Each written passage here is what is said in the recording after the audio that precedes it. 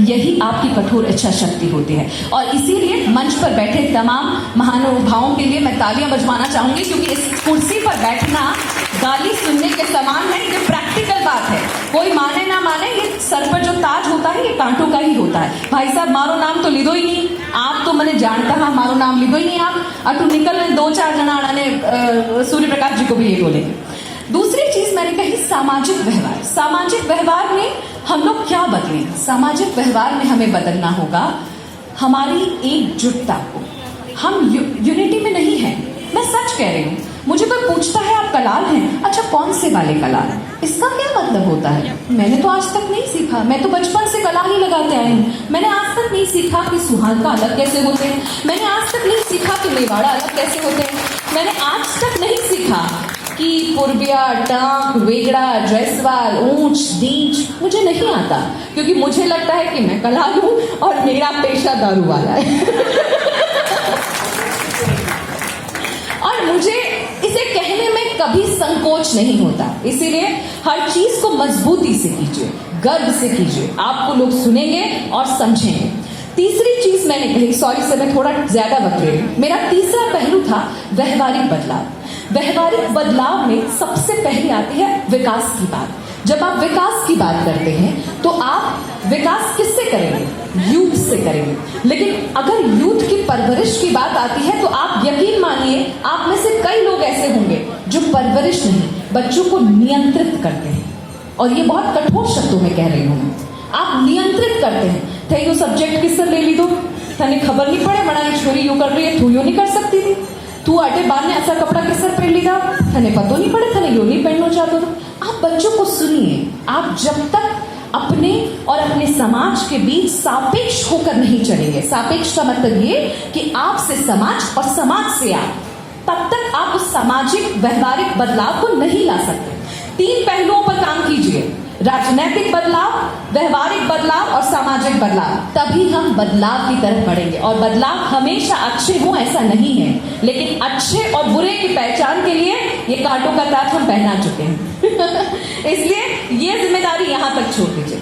अब आती है परिचय की बात। पहले मैंने कहा कि मेरा नाम माधुरी कलाल है और मैं इसे बहुत गर्व से लेती हूँ, इसलिए मेरी उम्मीद होगी कि अगली बार जब हम अपने नई पीढ़ी के नाम रखें तो उसमें कलाल लगाएं, गोत्र नहीं लगाएं। और ये सिर्फ कहने भर से नहीं होगा, मैं करूंगी, आप करेंगे, कभी 2 लोग करेंगे तो शायद तीसरे को प्रेरणा मिले, मनोबल मिले। मेरे फादर का नाम फतेहलाल जी है, जिनको मैंने बहुत बचपन में खो दिया, और ये मैं पहली बार यहाँ कह रही हूँ। मुझे ये सब चीजें बतानी थोड़ी ठीक नहीं लगती, मैं पर्सनल चीजों पर बहुत कम बात करती हूँ, लेकिन ठीक है, आज मेरा समाज है, मेरा परिवार है, तो मैं कह सकती हूँ।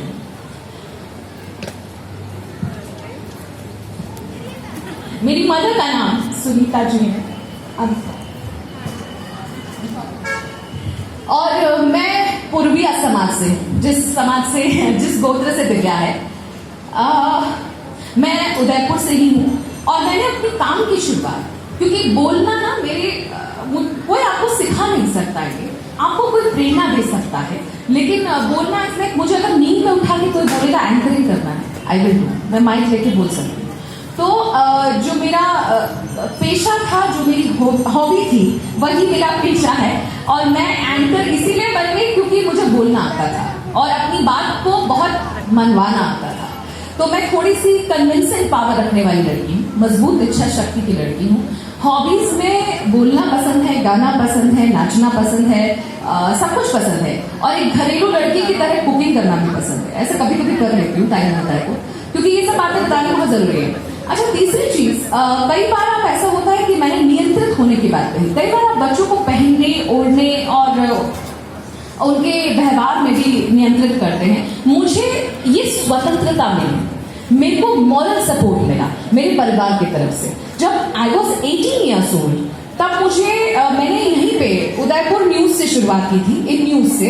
When I was 18 years old and I was studying, मैंने बीएससी ऑनर्स किया है, और उसके बाद मैंने मास्टर्स इन जर्नलिज्म किया। उसके बाद मेरी राह थोड़ी अलग हो गई, मुझे जयपुर से ऑफर आया, मैं जयपुर चली गई। मुझे काम करते हुए 8 साल हो गए हैं, लेकिन मेरी उम्र मात्र 26 साल है। मुझे कोई संकोच संकोच नहीं है कि मैं अपनी उम्र भी आपसे साझा करूं, क्योंकि ये शायद शादी के लिए लोग आए हुए आई एम सॉरी, मैं किसी भी डिग्निटी को यहाँ खत्म नहीं करना चाहूंगी। मंच पर विराज